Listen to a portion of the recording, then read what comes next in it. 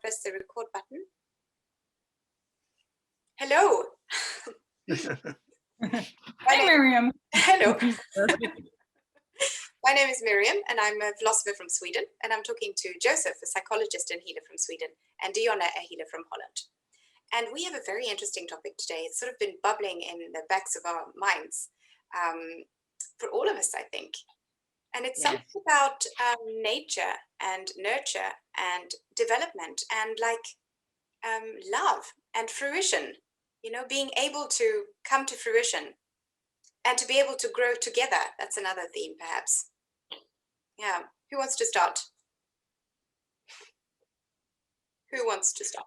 I actually want to. Oh, okay, Joseph, go ahead. No, it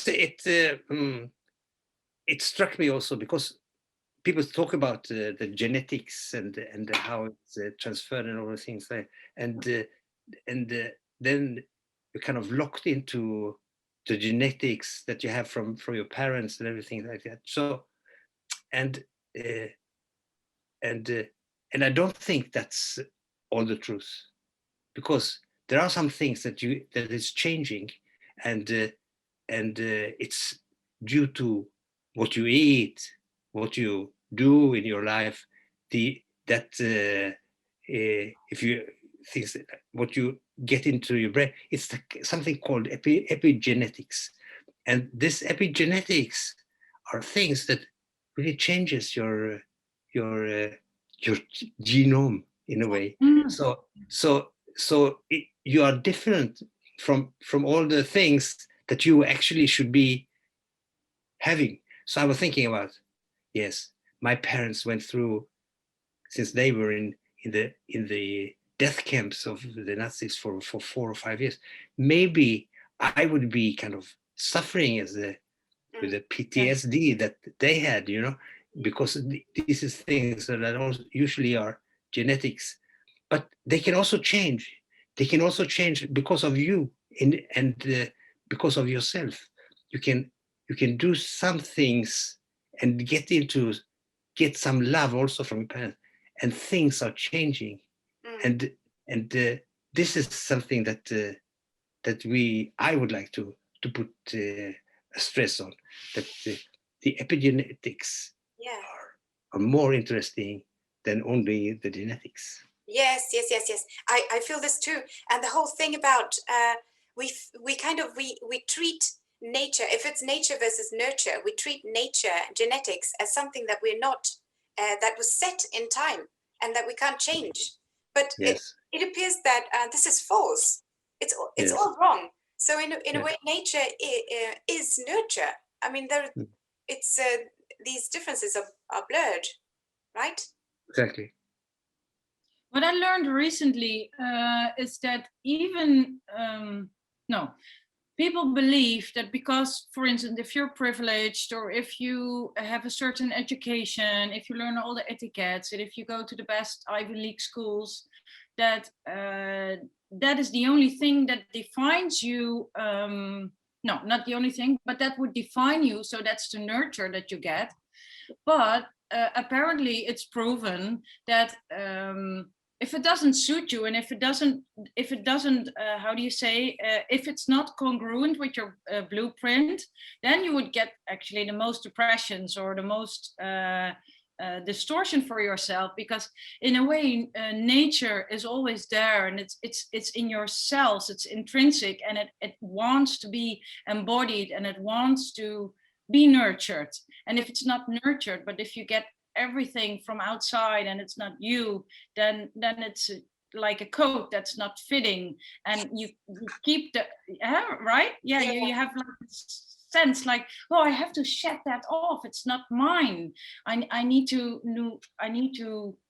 shed that off and become more authentic, and that becomes the struggle of for one. I think that's also the bit, if you relate it to personal development, back to our umbrella topic, that is the necessary friction that you need to feel when something is not yours, when it's not your natural behavior that you want to get rid of it in a sense and see what comes for real, what's wrong, what's real.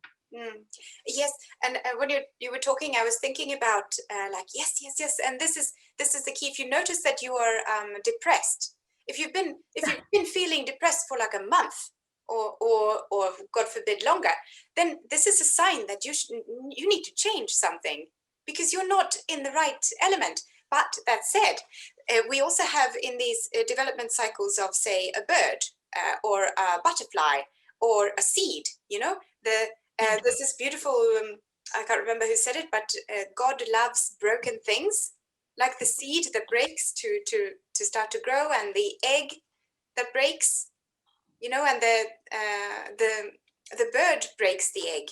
This is like what's happening. So in this way, when we look at depressions, unless they go on for years, because it that's breaks down the rest of nature, but in a small way, these depressions can. I mean, then it will be you breaking your egg. Exactly. Very good. That's why I think also you are a part of what's going on. Instead of putting yourself into some kind of cage or jail where the egg is saying, well, I cannot do anything about it. No, you can crack the egg. Yeah. You can do something else. That's why, you know, that the trauma can be something that makes you grow. Yeah. Not in a post-traumatic stress. You can make it a post-traumatic growth. And that's a possibility that you can have. And it's up to you to do this. And Joseph, you also talk about the snake shedding skin sometimes. Yes. And Yes. this is how the new comes from the inside. So Yes. and the shell, the eggshell, and the peel of the seed. It's all of these things that sort of when the fire from the inside, it sort of burns off the peel, right? So this is how growth happens, and this is how development occurs. You know, it comes from the inside and it sheds the peel. It comes from the inside. Yes. So nature is part of it, but you can also do something for the nature. You can take care of the nature. Yes. By eating good, exercising, do some things, you know, like then that's the epigenetics. It's about that. It is. It's like triggering. It's finding these trigger points that turn on the process for breaking the egg. Yes, it is. And that also comes together with the personal development, because you are also part of what's going on in your personal development. You can break the shell of the egg, you know, making it to some growth in you.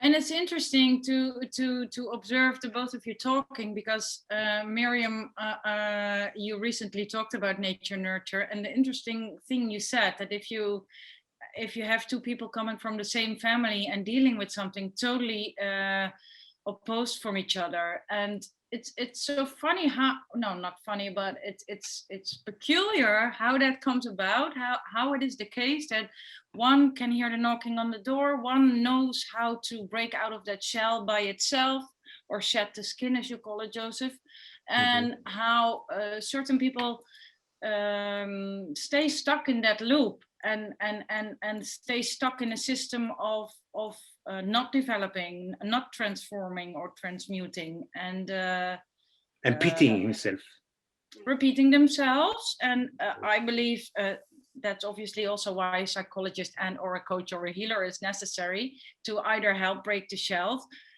or help someone see the light, but to shed light on what's in the dark. And that's an interesting thing, how that is possible, that some people have that by nature, that possibility to know, or that capability to know what to do, or at least that action is required, and that others don't. What do you think about that? Yeah, what's the difference? And what's the mission? Like, what's the task here? What's the thing we should do? And do the both of you believe that there are people incapable by nature of changing, incapable of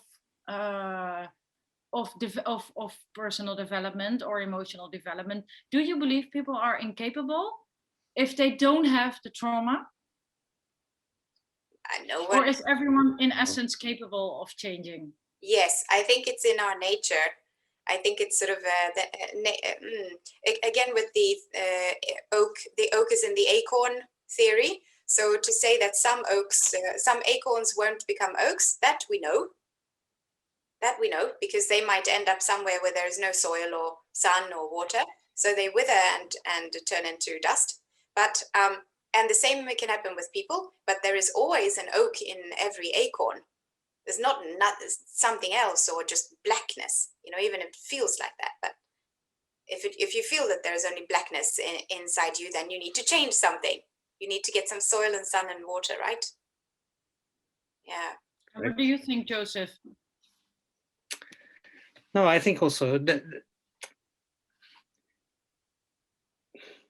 it's also, you cannot say that it's also up to you very much, but you have to, your choices, I don't know where the choices comes from, but it comes from inside of you, and you get some help from other people, but it's also a choice.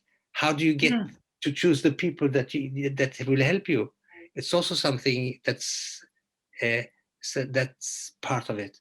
So but it's very much up to you to do something about that, because if you totally kind of accept that, well, there are parts of the nature that you have to accept, but it's part of the nurture into that, so the borders between the nature and the nurture, it's not so strict. It's things that are moving in together. It's intertwined, and something that has to be looked at more deeply, I think. That we have certainly a big part of taking care of ourselves, and also to be part of this bigger community or bigger world, or the world that we are living in. Yeah. And can it be done alone, or do we need other people? And then I want to weave a question in there for the both of you. I heard that Nietzsche was always trying to, well, he made it his life's work to evolve and to transform, obviously. But he also said that he usually followed his urge on his own without involving people he involved people for conversations, but supposedly not for help. He tried to do everything on his own. Yeah, that's the ancient. You heard that story? The word idiot, right? If you think you can do everything. Yes. But, yeah, so that immediately answers the question. You cannot do it alone. No. We need other people for this. Yes, we do. I wanted to say something earlier, and it's about because we always we always seem to come back to this just do something idea, that you need to do something, just do something, but I think even before, the first thing that you can do is to start to notice your beliefs about yourself and your possibilities for growth. I read this brilliant article by someone at the beginning of Corona, and she said, it was called something like "Things We Shouldn't Pretend That We Know About Corona." And she also said that one major part of how we are dealing with this, I mean, it's over a year old now, this article, is whether you believe that you're going to survive, or whether you believe that you will have a really hard time and you were going to die. And this, it's a woman doctor, I'll find the name. And her big idea is that she asks all her patients what they think about their prospects for health and development. And I think this is a really important thing, because if you believe that everything inside you is black and that there is no possibility for you to change, there's nothing that you can do. I mean, you need to examine these beliefs, because unless you believe that it's possible to break out of your shell, or that shells are something that should be broken, then you will stay there. I think Yeah, I think so. It's a very important part, because if you think there is nothing left to do, you're certainly in a depressive mood, and that's where things are not being able to change, and that's why you need to change your Yeah. belief that there are some things that can be done, and you are part of that, Yes. and you choose the people that will help you. It's and I would say maybe it was lucky that I met this person, but things are not a coincidence. Some things that you meet is not a coincidence, but you choose also the people that help you in a way. Uh, Oh, so yeah. that's a very important part of helping Yeah. yourself to get out of the pittiness of being, well, there's no way out of here. It's only black. It's no way to be done. This is what I inherited, and this is what it's going to be. If you're stuck in that, it's a pity. Yeah. And I love when you say you get to choose the people who help you, because really, Yes. when you think about it, there is help everywhere. Everything is helping you if you see it that way. Yeah. All the And that's when you yeah. that is what you say, or how I feel. You talk about beliefs. So indeed, if your belief is like, okay, I'm in despair, there's no horizon, or I feel hopeful, which is the other end of the spectrum. There is always an horizon. I don't know how yet, but at least I will put one foot in front of the other until I know better. But there's also, you should have a belief that help is out there, either big, either small, either a shoulder to cry on, either someone to walk with, even if they speak a different language, but that there's help in every way, any way possible. And you have to have that belief in order to crawl out of the darkness as well. Otherwise, it's very dire. Faith isn't Yes. hoping that God will listen. Faith is knowing that help is on the way. I love that. I'm going to embroider that on my wall, put it on my wall. But That's a beautiful one. Yes. the doctor was Yes. Mr. Rankin.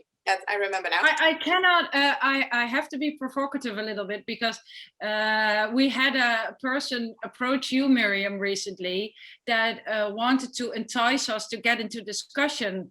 But I don't know how the both of you see this, but for me, if you talk about personal developments and concepts like we do, there are certain natural laws that are just as they are, and they are a universal truth. So we could debate this with our ego, or we could go in deep discussions about this to entertain certain people because they like discussions. But if this is something that big minds and people are already seriously are agreeing on for ages and centuries, who am I with my humble ego to discuss or to say, okay, but I don't agree or I disagree. Both of us, well, all three of us, we all come from different fields, and we overlap, but we all read in so many books and so many philosophies and so many life visions about what is important for personal development, spiritual development, mental development. So we could debate that, but I rather unfold all these truths and find languages so people can feel inspired on their own personal journey, instead of saying, yeah, well, I don't know, I disagree, because this is not something to disagree upon. This is life, and these are life truths. Right? I have to say that. Yes. Yes. Sure, yeah. Yeah. I agree. Yeah. Yeah. I just saw that today. This old meme with this guru who says he's asked, like, what's the meaning of life, or how do you attain happiness? And he just says, don't argue with fools. And then the other guy says, I disagree. And he answers, yes, you're right. Yeah.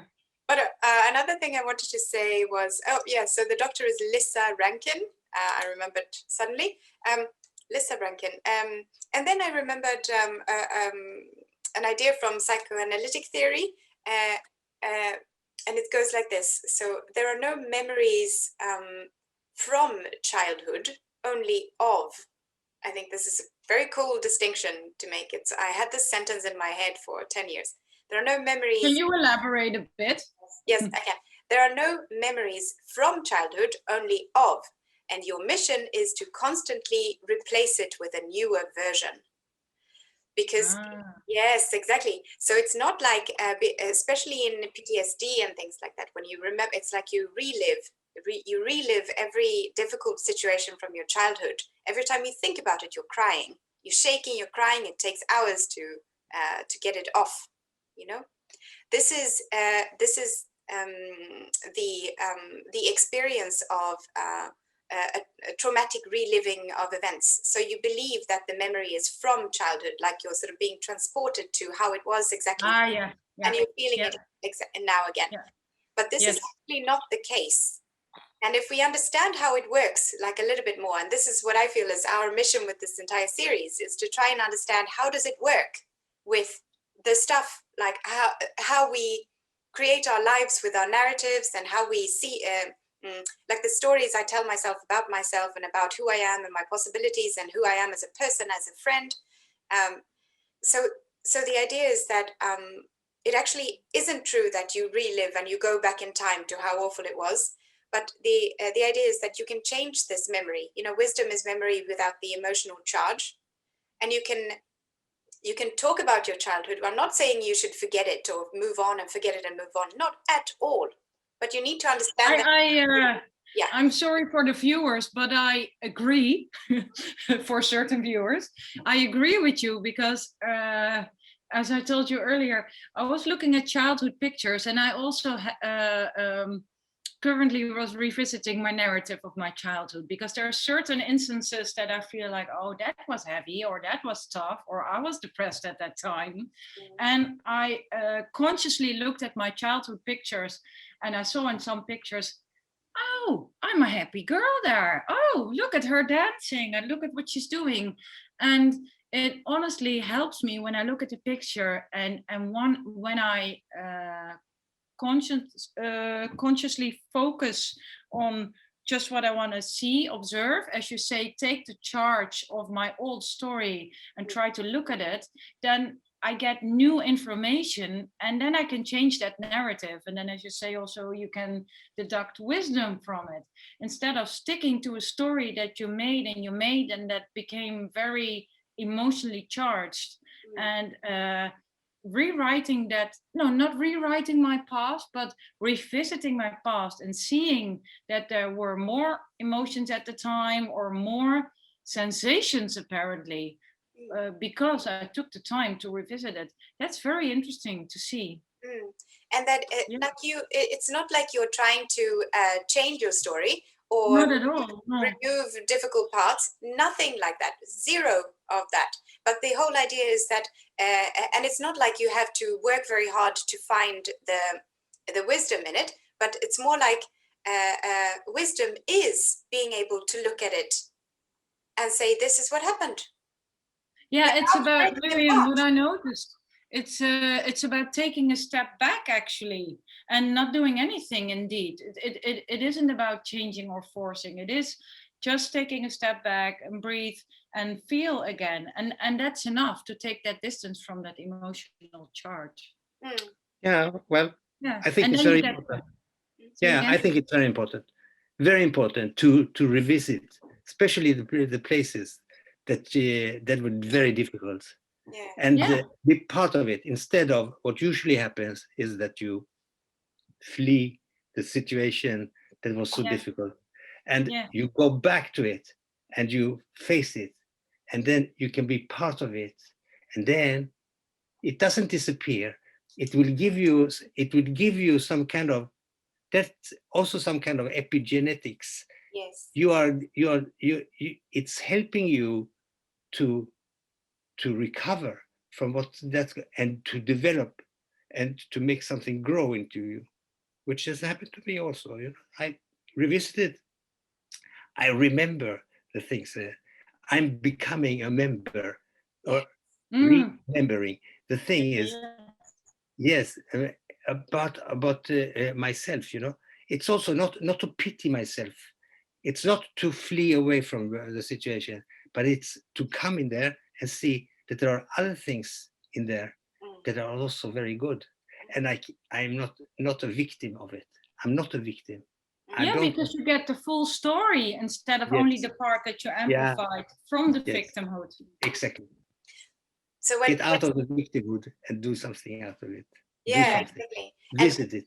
Yeah, revisit all these words that begin with the re. You know, revisit, return, reflect. So as opposed to when you believe that the memories are from childhood, and when you revisit them, you're not really revisiting them. It's kind of like the child from your childhood is coming back to you and taking over everything, you know, with the horror of the immediate experience and the and there's no again with the representation of the event, but a presentation of the event. It's there in its entirety. So the key is to go back as an adult, you know, and that is the wisdom, when you can say this happened. It's not happening now. No. It's not happening all the time. No. No, and it's about looking at the entire script and not just that one paragraph that set your world on fire. Yes. To understand what's the things around what happened, the circumstances. To understand it, it will make you grow. Yeah. I wanted to go back to it will make you grow. It's important for your personal development. Otherwise, you have your arrested development. Yeah. Yeah. Is that it? Is that our end? Very nice.